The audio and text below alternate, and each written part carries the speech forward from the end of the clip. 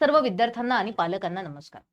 आपलं बाळ ज्या वेळेला 2 वर्षाचं, 3 वर्षाचं असतं, तेव्हापासून आपण विचारात पडतो, की बाळाला शाळेत कुठल्या घालायचं. सीबीएसई पॅटर्नमध्ये घालायचं, आयसीएसई पॅटर्नला जाऊ द्यायचं, एसएससी पॅटर्नला जाऊ द्यायचं. एसएससी पॅटर्नमध्ये पण मराठी मीडियम, सेमी मीडियम किंवा इंग्लिश मीडियम. काय नक्की त्या बाळाला त्याच्या आयुष्यामध्ये कुठल्या दिशेला आपण टाकावं, जेणेकरून त्या बाळाचं भलं होणार आहे, हा विचार आपल्या सगळ्या आई-बाबांच्या मनामध्ये असतो, बरोबर? मग आता याच विचारामध्ये आपण काय करतो, की अ, अगदी महागड्यातली महाग शाळा पाहिजे किंवा सगळंच त्या बाळाला आलं पाहिजे. मग त्या अगदी छोट्या त्या 4 वर्षाच्या, 5 वर्षाच्या बाळाच्या पाठीवर त्याच्या वजनाच्या दुपटीचं ओझं आपण लादून ठेवतो आणि त्याचा परिणाम असा होतो, की ते बाळ जे आहे ते एकलकोंड होत राहतं किंवा त्या बाळाच्या मानसिक क्षमतेवर परिणाम होतो. फिजिकल ग्रोथ जी आहे ती ग्रोथ कमी होते, वाढ होत नाही योग्य. मग ह्या सगळ्यांचा परिणाम काय होतं? आनंदी बाळाच्या जी आपण फक्त एक मेहनत करणारा माणूस तयार करत असतो. ठीक आहे. ॲज अ पॅरेंट आपलं काय असायला हवं, म्हणजे मी स्वतः सांगते, माझ्या बाबतीत मी हा विचार करते, की माझं बाळ कसं आनंदी राहील हा विचार मी सगळ्यात पहिले करणार आहे. ठीक आहे. तो याच संदर्भात आपण आज गप्पा मारणार आहोत. याच्यामध्ये मी तुम्हाला 1ली ते 4थीच्या मुलांचं करियर प्लॅनिंग कसं करायचंय हा विचार मी तुम्हाला मांडणार आहे. ठीक आहे. कदाचित तुमचे विचार वेगळे असू शकतात माझ्या विचारांपेक्षा, पण तरी सुद्धा मी असं म्हणेल, की शेवटपर्यंत व्हिडिओ बघा. त्यातनं नक्कीच तुम्हाला काही ना काही एखाद 2 गोष्टी तर नवीन वेगळ्या नक्की कळणार आहेत. हे मी नक्कीच सांगू शकते. ठीक आहे. तर आता आपल्याकडे जर आपण बघितलं, 1ली बाळ ज्यावेळेला जाणार असतं, त्या 1लीच्या आधी आपल्याकडे 3 वेगळ्या-वेगळ्या आता केजीज आणि हे आहेत. ठीक आहे. नर्सरी असतं, ज्युनियर केजी असतं, सीनियर केजी असतं. काही ठिकाणी तर प्ले ग्रुपला सुद्धा असतात. म्हणजे माझ्या मते नर्सरी मला त्यातलं नाहीच, मला जमलंच नाही कधी ते. म्हणजे माझ्या बाळाला सुद्धा ज्यावेळेला मी शाळेत टाकणार होते ना, त्यावेळेला सुद्धा मी एवढा विचार नव्हता केला. मी त्याला माझ्या घराच्या जवळ असणारी जी शाळा होती, त्या शाळेमध्ये मी त्याला पाठवलं. ठीक आहे. मग आता एवढ्या मोठ्या लोकसंख्या असलेल्या या आपल्या देशामध्ये यश जर आपल्याला आपल्या मुलांचं मिळवायचं असेल, आपल्याला जर त्याला असं एवढे सगळे अडथळे पार करून टॉपला पोहोचवायचं असेल, तर त्या टॉपला पोहोचण्यासाठी रँकपेक्षा त्याच्या चांगल्या सवयींची जी गरज असते ना, ती इथूनच लागते. ठीक आहे. त्या चांगल्या सवयी आहेत. अभ्यासाची म्हणा, वाचनाची म्हणा, ती ह्या वयात लागते. तुमच्या 1लीच्या वयामध्ये, 2रीच्या वयामध्ये लागते. ठीक आहे. तो आपल्याला अगदी बाळ जन्माला आलं, त्याने शाळेत पहिलं पाऊल टाकलं, की लगेच त्याला आय-एस, आय-पी-एस आपल्याला बनवायचं नाहीये. ठीक आहे. बाळाने अभ्यास केला पाहिजे, ओके. पण तो अभ्यास म्हणजे काय केला पाहिजे, तर त्याने छानपैकी वाचन केलं पाहिजे. त्याने छानपैकी काहीतरी हस्ताक्षर त्याचं स्वतःचं सुधरवलं पाहिजे. ठीक आहे. त्याचं जे मूलभूत सवयी आहेत ना त्या बाळाच्या, त्या मूलभूत सवयी आणि कौशल्य विकसित होण्यावर आपण लक्ष दिलं पाहिजे. मग कुठल्या कुठल्या सवयी आहेत, तर शारीरिक तंदुरुस्ती. त्या आपल्या बाळाचं फिजिकल ग्रोथ व्यवस्थित आहे की नाहीये, तो बाळ आपला छान मस्त खेळला पाहिजे, बाहेर याच्यामध्ये मैदानावर जाऊन त्याने मैदानी खेळ खेळले पाहिजे, जेणेकरून तो फिजिकली फिट राहणार आहे. ठीक आहे. अभ्यासाचं रुटीन तुम्ही त्या बाळाचं आतापासून बसवलं पाहिजे. अभ्यासाचं रुटीन म्हणजे काय, त्याला मारून झोडून नाही बसवायचंय, पण त्याच्यासोबत तुम्ही रोज संध्याकाळचं बसा ना 1 तास. ठीक आहे. तो त्याचा तेवढा तो तासभर जो वेळ आहे ना, तो तासभराचा वेळ हा त्याला सवय लागते, की नाही आपल्याला रोज संध्याकाळी 7 वाजेला अभ्यासाला बसायचंय. ती रुटीनची सवय लागते, बरोबर? त्याच्यानंतर हस्ताक्षराचा सराव. लहानपणी तयार होणारं अक्षर जे आहे ना, ते अक्षर अतिशय सुंदर तयार होतं. त्याला कच्चा घडा असतो तो मातीचा, बरोबर? मग त्याला तुम्ही शेप देताय. मग त्या मुलाचं, त्या बाळाचं हस्ताक्षर जे आहे ते चांगलं होत राहतं. ठीक आहे. तो अशा पद्धतीने या छोट्या-छोट्या सवयी आहेत, ज्या चांगल्या आपल्याला लावायच्या आहेत. ठीक आहे. अगदी 1लीला ते बाळ गेलं आणि 1लीला बाळ गेल्या-गेल्या जर समजा आपल्याला असं वाटलं, की "अरे बापरे! माझ्या बाळाला तर कमी मार्क पडले. अरे बापरे! माझ्या बाळाला तर 100 पैकी 50च पडले. माझ्या बाळाला 50 पण नाही पडले. माझ्या बाळाला तर 40च पडले." हा विचार या मिनिटाला करू नका. 1लीपासनं हा विचार करूच नका. कदाचित आत्ता त्या बाळाला तेवढे कमी मार्क पडलेले असतील. पुढे जाऊन जर तुम्ही त्याला त्या चांगल्या सवयी लावल्यात, तर त्याला ते चांगले मार्क नक्की मिळणार आहेत. ठीक आहे. तर 1ली ते 3री पर्यंत बाळाला किती मार्क पडतायत, यापेक्षा तुम्ही लक्ष कशावर द्यायचंय, त्या बाळाला सवयी कशा लागतायत. ठीक आहे. तो रोज अभ्यास करतोय का? तो रोज छान व्यवस्थित स्वतःची स्वच्छता ठेवतोय का? ह्या सगळ्या गोष्टी आपल्याला बघायच्या आहेत. ठीक आहे. मग आता 1ली ते 3रीला आपण म्हणूयात बेस कॅम्प. ठीक आहे. 1ली ते 3रीला आपण काय म्हणूयात? बेस कॅम्प म्हणूयात. आणि चौथी असणार आहे तुमचं लॉन्च पॅड. ठीक आहे, लॉन्च पॅड का म्हणताय ते पण मी तुम्हाला सांगणार आहे. आता पहिली ते तिसरी मध्ये बेस कॅम्प जो आहे, या बेस कॅम्प मध्ये आपल्याला काय करायचंय की तणावमुक्त वातावरणामध्ये फक्त वाचन, लेखन आणि रोजची दिनचर्या जी आहे ती सेट करून घ्यायची. स्केड्यूल ज्याला म्हणतो आपण, टाइम टेबल ज्याला आपण म्हणतो ना, ते टाइम टेबल रोजचं लावलं गेलं पाहिजे. दिवसातनं 15 मिनिटं त्या बाळाने वाचलं पाहिजे. काही त्याच्या वयाच्या मानाने जे काही असेल, राईम्स असतील किंवा जे काही असेल त्या हिशोबाने. आता पहिलीच्याच मुलाला आपण असं म्हणणार नाही ना की बाबा रे तू लगेच इंग्रजी न्यूजपेपर घे आणि तो न्यूजपेपर वाचत बस, असं नाही म्हणू शकत आपण. त्याच्या ज्या काही शाळेतल्या गोष्टी असतील किंवा काहीतरी गोष्टींची पुस्तकं असतील, कुठली तरी राजा राणीच्या कथा असतील, ह्या अशा पद्धतीने सुद्धा जरी त्याला वाचनाची आवड लागली तरी आपल्याला चालणार आहे. फक्त काय आहे की त्याने वाचलं पाहिजे. ते अक्षर जे आहेत, ती अक्षरांची ओळख त्याच्याची चांगली झाली पाहिजे. त्याचं हस्ताक्षर सुधारण्यासाठी त्याने रोज एक 10 ओळी त्याने सकाळी उठल्यापासून रात्री झोपेपर्यंत काय केलं, त्याला स्वतःला विचार करून लिहू द्यात. मी सकाळी 10 वाजेला उठलो, लिहू द्यात, काही हरकत नाहीये. ठीक आहे, जे काही असेल त्या बाळाला सांगायचं की रोजची तुझी डायरी लिहायला सुरुवात कर, जेणेकरून 2 गोष्टी चांगल्या होतात. एक म्हणजे बाळाचं हस्ताक्षर सुधारतं, दुसरं म्हणजे त्याची विचार करून ते लिहिण्याची जी पद्धत आहे ती सुधारते. आणि सगळ्यात शेवटचा सगळ्यात मोठा फायदा म्हणजे डायरी मेंटेन करायची सवय जी आहे ती अतिशय लहान वयापासून लागते. दिनचर्या जी आहे ती सुद्धा त्याची मग स्केड्युलिंग बसतो, बरोबर, की सकाळी या वेळेला उठायचंय, दुपारी या वेळेला झोपायचंय, परत संध्याकाळी असा असा अभ्यास करायचा. ह्या सगळ्या गोष्टींच्या बाबतीत आपण पहिली ते तिसरी मध्ये विचार करायचा आहे. ठीक आहे, आणि मग आता आपल्याला चौथीत गेल्यावर काय होणार आहे, चौथीत गेल्यावर आपण वेगळ्या वेगळ्या कॉम्पिटिटिव्ह एक्झाम ज्या आहेत त्यांची तयारी जी आहे ती मुलांकडनं करून घ्यायला सुरुवात करायची आहे. ठीक आहे, मग स्पर्धा परीक्षांची ओळख करून द्यायची आहे, वेगळे वेगळे वर्कशीट्स त्यांच्याकडनं कंप्लीट करून घ्यायचे, जेणेकरून काय होईल की त्यांना सुद्धा त्याचा फायदा जो आहे तो पुढे नक्की होईल. ठीक आहे, त्याच्यानंतर आता याच्यामध्ये तुम्हाला अजून काय करता येईल, पहिली ते तिसरी मध्ये काय काय करता येईल, तर सगळ्यात पहिलं 3 भाषांचं सूत्र. 3 भाषांचं सूत्र म्हणजे काय, तर आपली जी मातृभाषा आहे, जी कुठली मातृभाषा असेल तुमची, आता मी माझं सांगते की माझी मातृभाषा कुठली आहे तर मराठी आहे. ठीक आहे, तो आपली मातृभाषा, आपली राष्ट्रभाषा, राष्ट्रभाषा आहे आपली हिंदी आणि इंग्रजी. ठीक आहे, अशा ह्या तीनही भाषांबद्दल विद्यार्थ्याला, त्या मुलाला माहिती पाहिजे, ऍटलिस्ट त्याची ओळख पाहिजे. त्याला थोडं थोडं काय असेल ना, त्याला वाचता आलं पाहिजे, थोडं थोडं लिहिता आलं पाहिजे, थोडंसं व्होकॅब्युलरी जे आहे, शब्दसाठा जो आहे त्या बाळाचा तो वाढत कसा, या पद्धतीने विचार करायचा आहे. ठीक आहे, मग आता हा शब्दसाठा वाढवण्यासाठी तुम्ही काय करू शकताय, तर शब्दसाठा वाढवण्यासाठी तुम्हाला करावं लागणार आहे वेगळे वेगळे जे काही युट्यूब चॅनल्स आहेत ते युट्यूब चॅनल्स तुम्ही बघू शकताय. खूप सारे असतात लहान मुलांच्या हिशोबाने, अगदी आईचे असतात, बाराखडीचे असतात, किंवा तुम्ही म्हणाल तर त्याच्यामध्ये स्पेलिंग्सचे असतात, किंवा अगदी आपण लहान असताना ते कार्टून्स जे बघायचो ज्याच्यामध्ये मिकी माऊस होतं किंवा डोरा होतं, डोरा ती फाइंड करायची ना काहीतरी वेगळ्या वेगळ्या गोष्टी शोधत असायची ती. तर हे जे कार्टून्स आहेत हे मुलांना खूप जास्त स्टिम्युलेट पण नाही करत आणि मुलांना त्या गोष्टीची ओळख करून देतात. की आता जसं माझ्याकडे ही बॉटल आहे तर तो मिकी माऊस जो आहे तो ओरडतो, शोधा कुठे बॉटल आहे, मग असं ते बॉटल दाखवतात, चित्र दाखवतात, तिथे खाली स्पेलिंग येतं. त्याच्यामुळे काय होतं की मुलांना वस्तूंची ओळख होते, त्या वस्तूंचं स्पेलिंग सुद्धा तिथे कळतं, प्रोनाउन्सिएशन्स कळतात. ठीक आहे, आणि अशा पद्धतीने त्यांचा जो काही शब्दसाठा आहे तो शब्दसाठा जास्त चांगला होतो. ठीक आहे, मग आता शब्दसाठा चांगला झाल्यानंतर काय करायचं आहे, शब्दसाठा चांगला झाल्यानंतर अजून एक गोष्ट आपल्याला पहिली ते तिसरीच्या वयामध्ये मुलांकडनं करून घ्यायची आहे, ती म्हणजे त्यांची शारीरिक तंदुरुस्ती. मग ती कशी येणार आहे, तर मैदानी खेळ खेळल्याने. हातात नुसता मोबाईल देऊन दिला आणि झालं असं नाही, मुलांना रोज कमीत कमी 1 तास तुम्ही मैदानावर घेऊन गेलं पाहिजे, किंवा ऍटलिस्ट तुम्हाला नसेल शक्य तर त्यांना तिथल्या तिथे खाली कुठेतरी त्यांच्या आपल्या घराच्या सेफ स्पेसमध्ये, पार्किंग मध्ये वगैरे खेळायला जाऊ दिलं पाहिजे. ठीक आहे, जेणेकरून काय होणार आहे की त्यांची जी शरीर यष्टी आहे ती छान मजबूत होते. ठीक आहे, त्याच्यानंतर ऍज अ पालक आपण काय करू शकतो, ठीक आहे, ऍज अ पालक आपण काय काय करू शकतो, तर सगळ्यात पहिलं वृत्तपत्र वाचायचं. ठीक आहे, वृत्तपत्र वाचायचं, बाळाला सोबत घेऊन बसायचं आणि वृत्तपत्र वाचायचं. जर म्हणजे खूप काही खर्च नसतो, महिन्याला 200, 300, 500 रुपये, 500 रुपये मॅक्झिमम. ठीक आहे, तो 500 रुपयापर्यंतचं हे न्यूजपेपर जर आपण घेतलं, रोज एक बातमी आपण छान बोट ठेवून तिथे वाचायची, जोरात वाचायची, बाळाला शेजारी बसवायचं. याने काय होणार आहे की बाळाचं, मी जसं तुम्हाला थोड्या वेळापूर्वी म्हणाले, शब्दसाठा वाढेल, तो शब्दसाठा वाढेल, त्याचं प्रनाऊन्सिएशन सुधारेल. जर तुम्हाला इंग्लिश येत नसेल तर तुम्ही मराठीचं वृत्तपत्र घ्या. मराठी आपल्यापैकी जवळपास सगळ्यांना छानपैकी वाचता येते.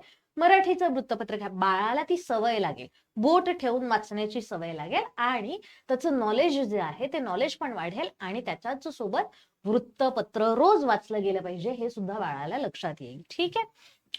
त्याच्यानंतर दुसरं काय आहे महत्वाचं, तर बाळाचे जे काही पुस्तकं असतील ते पुस्तकं आपल्याला पण माहिती पाहिजे. म्हणजे माझ्या बाळाच्या पुस्तकांमध्ये काय काय दिलेलं आहे, 1-2 दिलेलं आहे, बाराखडी दिलेली आहे, एबीसीडी दिलेली आहे, गोष्टी दिलेल्या आहेत, जे काही असेल, विज्ञान सांगितलेलं आहे, गणित सांगितलेलं आहे, मग गणित सांगितली तर कुठली सांगितली, हे थोडंसं तरी मी असं नाही म्हणत की 100% आपणच सगळा अभ्यास करून घ्यायचा नाही, पण ऍटलिस्ट आपल्याला माहिती पाहिजे की हा याला आता 4 आकड्यांचे बेरीज वजाबाकी आहेत किंवा आता याला 2 आकड्यांचा गुणाकार भागाकार आहे. ह्या गोष्टी आपल्याला माहिती पाहिजे. का माहिती पाहिजे? कारण उद्या उठून ते जे बाळ आहे ते तुम्हाला काहीतरी प्रश्न विचारायला येणार आहे की आई मला हे असं असं सांग किंवा बाबा मला हे असं असं सांगा. मग अशा वेळेला आपल्याला माहिती पाहिजे ना की त्याचं उत्तर कसं आहे किंवा ती सिच्युएशन कशा पद्धतीने टॅकल केली गेली पाहिजे. ठीक आहे. आणि रोज रोज मी जे वाचन सांगते ना तुम्हाला की रोज त्या बाळाने वाचलं पाहिजे, तर त्या वाचनामध्ये रोजचा 1 तासाचा जो वेळ रात्री झोपताना म्हणा, सकाळी उठल्यावर म्हणा, संध्याकाळच्या वेळेला म्हणा, कधीही 1 तासाचा वेळ हा आपण काहीतरी वाचायचं आणि ते बाळाला ऐकायला लावायचं. ठीक आहे. आपण वाचायचं, बाळ ऐकतंय, त्याच्याने तुमचं दोघांचं बॉन्डिंग सुद्धा चांगलं होणार आहे. बाळाचं आणि पालकांचं बॉन्डिंग पण चांगलं होणार आहे आणि तो जो वेळ आहे तो मोबाईल फ्री वेळ असणार आहे. ठीक आहे. मोबाईल जर तुम्ही देऊन दिला तर काय नाही, तो बाळ त्याचा शांततेत मोबाईल खेळत बसेल. आता मी स्वतःच सांगते तुम्हाला, दरवेळेला मी ना हे माझे उदाहरण याच्याकरता देते की मी पण घरामध्ये ह्याच गोष्टी फॉलो करते. तो आम्ही काय करतो की ज्या वेळेला मी स्वयंपाक करते, ठीक आहे, आता त्या वेळेला मी वाचायला तर नाही बसू शकते बरोबर, पण स्वयंपाक करताना मी त्या बाळाला खुर्ची घेऊन त्याला साईडला बसवणार आणि एखादी गोष्ट कधीतरी माझ्या आजीने सांगितलेली किंवा मी कुठेतरी वाचलेली, काहीतरी ऐकलेलं, माझं बाळ अजून खूप लहान आहे, त्याला असं ते वाचलेलं वगैरे खूप नाही समजत, पण ऍटलिस्ट मी त्याचा शब्दसाठा जो आहे तो शब्दसाठा वाढवते आणि तो आता इतकी बडबड करतो की त्याच्याकडचे शब्द ऐकून कधी कधी मला वाटतं की बापरे हे काय आहे. ठीक आहे. तो अशा पद्धतीने त्यांना ऐकवा, तुम्ही जितकं त्यांना ऐकवाल तितकं ते छान ग्रास्प करतील. ठीक आहे. ऐकवा याचा अर्थ असा नाही की तुम्ही त्यांच्यासमोर भांडायचं आहे. ठीक आहे. तो ऍट द एंड काय आहे आपलं की एकीकडे असतात आपले सुपर गाईड असणारे पालक. बाळाच्या नजरेमध्ये आई बाबा हे जे आहेत हे सुपर हिरोज असतात. ठीक आहे. मग आता हे जे आई बाबा सुपर हिरोज आहेत ते कसे सुपर हिरोज बनतात, तर सगळ्यात महत्वाचं 3 पासून दुपारी म्हणजे सकाळी बाळ उठलं, शाळेत गेलं, नंतर दुपारी 2 वाजेला शाळेतनं घरी आणलं, 3 वाजेला क्लासला चाललं गेलं, मग 3 वाजेला क्लासला गेलं त्याच्यानंतर ते 8 वाजेपर्यंत 9 वाजेपर्यंत आहे क्लासमध्ये, नंतर घरी येणार, जेवण करणार, झोपणार. हा प्रकार चांगला आहे का? नाही. मग तुम्ही काय करू शकता, दिवसभरातला 1 तासाचा वेळ 1ली ते 3रीच्या मुलांसाठी तुम्ही देणं गरजेचं आहे. ठीक आहे. तेवढा 1 तासाचा वेळ तुम्ही त्यांच्यासोबत वाचण्यामध्ये घालवा. मी असंही नाही म्हणत की रोज नुसतं वाचनच करा. आज वाचनामध्ये घालवा, उद्या काहीतरी खेळा त्यांच्यासोबत, परवा त्यांच्यासोबत काहीतरी स्वयंपाकाचा एखादा आयटम त्यांना जमेल असं बनवा, त्यांच्यासोबत बनवा. ठीक आहे. त्याच्याने काय होणार आहे की बॉन्डिंग पण वाढतंय आणि बाळाला कळतंय की अरे ज्या डेली लाईफ स्किल्स आहेत त्या सुद्धा बाळाच्या छान डेव्हलप होत आहेत आणि आई बाबा परत आपोआप सुपर हिरोज बनून जात आहेत. ठीक आहे. दुसरं काय करू शकताय तुम्ही की वृत्तपत्र जे मी तुम्हाला सांगितलं ते, की एखादं वृत्तपत्र किंवा गोष्टींची पुस्तकं, असा छोटासा खर्च जो आहे तो खर्च आपण जर केला तर आपली हजारो रुपयांची क्लासमध्ये जाणारी जी काही फी आहे किंवा वेगळ्या वेगळ्या त्या एकदम हायफाय शाळांमध्ये जाणारी जी फी आहे ती आपली वाचू शकते. ठीक आहे. अभ्यासक्रम पूर्ण करायचा जर असेल आणि ट्युशन वाल्यांचं जर बघितलं तुम्ही तर एका वर्षाचा अभ्यासक्रम पूर्ण करायला सगळं वर्ष चाललं जातात. म्हणजे इयत्ता 3रीचा अभ्यासक्रम असतो किती इतुसाचा अभ्यासक्रम असतो. 1ली 2रीचा तर आपण विचारही सोडून देऊयात. हा अभ्यासक्रम जर पालकांनी स्वतः थोडासा वेळ दिला ना तर 15 ते 20 दिवसांमध्ये 1 महिन्याच्या आतमध्ये तो सगळा सिलेबस मुलांचा कम्प्लीट होऊन जातो. ठीक आहे. आणि ते त्यांना छान लक्षात पण राहतं. काय होतंय ना की इथे ट्युशन मध्ये ज्या वेळेला तो मुलगा जातोय त्यावेळेला त्याच्याकडे ती ट्युशनच्या जे एक कोणीतरी ते असतात तिथे आणि समोर 100 मुलं बसलेली असतात. ठीक आहे. मग आता त्या मुलांकडे 100 मुलांकडे एका व्यक्तीचं लक्ष जाणार आहे का? नाही जाणार आहे.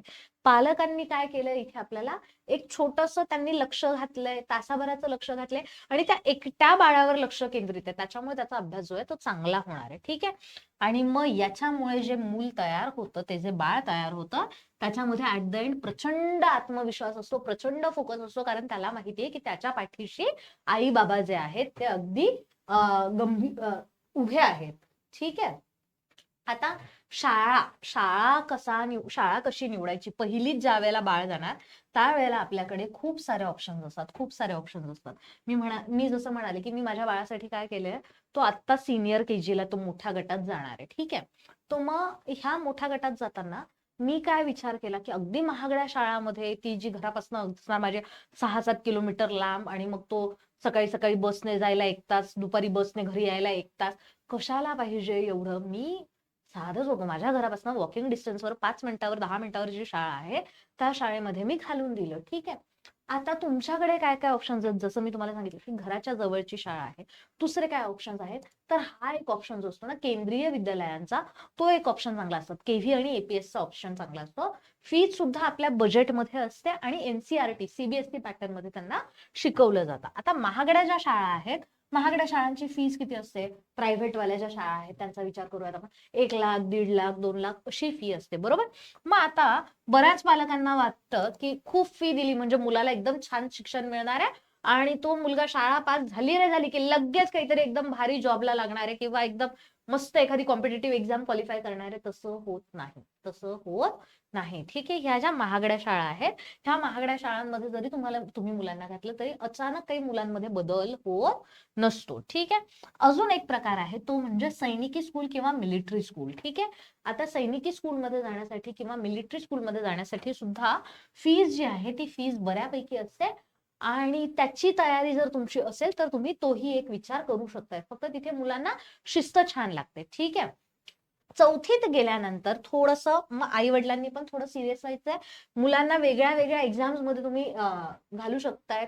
मग चौथीमध्ये कुठल्या कुठल्या एक्झाम्स असतील ते मी तुम्हाला नक्कीच पुढचा व्हिडिओ घेऊन येईल, त्यावेळेला मी तुम्हाला सांगेलच. पण ज्या काही एक्झाम्स आहेत त्या सगळ्या एक्झाम्सची तयारी जी आहे ती तयारी तुम्ही करू शकतायत. जुने पेपर बघू शकतायत, जुने वेगळं सगळं जे काही मटेरियल अवेलेबल असेल ते मटेरियल तुम्ही बघू शकतायत, वर्कशीट्स देऊ शकतायत. ठीक आहे.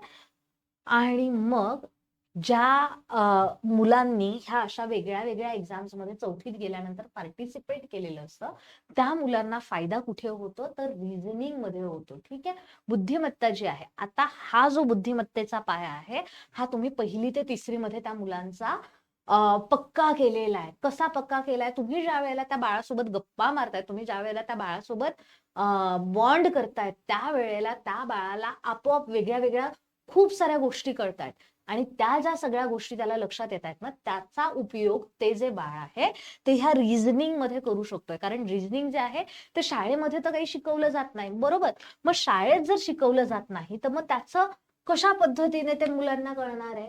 बरोबर आहे की नाही. मग हे मुलांना जर तुम्हाला कळवून द्यायचं असेल तर तुमच्या आजूबाजूचे जे काही घटक आहेत त्या घटकांसोबत तुम्हाला मुलांना ओळख करून द्यावी लागते. बरोबर. म्हणजे काय, आता मी तुम्हाला साधं सोपं सांगते. Mirror image. ठीक आहे. आरशातील प्रतिमा. जर तुम्ही तुमच्या बाळाला 1लीला असताना 2रीला असताना आरशा कसा पद्धतीने काम करतो हे सांगितलं की बाबा रे हा उजवा हात जो आहे आरशामध्ये दिसताना डावा दिसतोय, हे की नाही, किंवा हे कसं दिसतंय, ह्या सगळ्या गोष्टी जर तुम्ही त्या बाळांना सांगितल्यात तर त्याचा फायदा काय होणार आहे, त्याचा फायदा बाळाला इथे पुढे होणार आहे. आता हा जो रिझनिंगचा विषय, याच्यामध्ये जर तुम्ही बघितलं, नवोदयची जी शाळा आहे, नवोदयच्या शाळेची जी काही एंट्रन्स एक्झाम असते त्याच्यामध्ये 100% क्वेश्चन्स पैकी 50% जे काही क्वेश्चन्स आहेत ते 50% क्वेश्चन रिझनिंगचे असतात. बरोबर. 80 प्रश्न आहेत, टोटल 80 प्रश्न असतात. त्या 80 पैकी 40 प्रश्न हे रिझनिंगचेच आहेत. बरोबर. मग हे जे एवढे प्रश्न आहेत, या प्रश्नांची सवय मुलांना तुम्ही कुठनं लावली आहे, 1लीपासून लावली आहे. आणि मग चौथीत गेल्यावर, 5वीत गेल्यावर ज्या वेळेला विद्यार्थी ह्या सगळ्या वेगळ्या वेगळ्या एक्झाम्स देणार आहेत त्यावेळेला त्यांना त्याचा फायदा जो आहे तो फायदा होणार आहे. ठीक आहे. म्हणजे काय, तर आत्ता या मिनिटाला 1ली ते 3री मध्ये तुम्हाला काय करायचं आहे, तर 1ली ते 3री मध्ये तुम्हाला वेगळ्या वेगळ्या टॉपिक्सवर विद्यार्थ्यांचा फोकस करायचा आहे. तो फोकस केल्यानंतर ज्या वेळेला विद्यार्थी चौथीत जातोय, 5वीत जातोय, त्या वेळेला त्याला तुम्ही वेगळ्या वेगळ्या एक्झाम्स द्यायला लावणार आहे.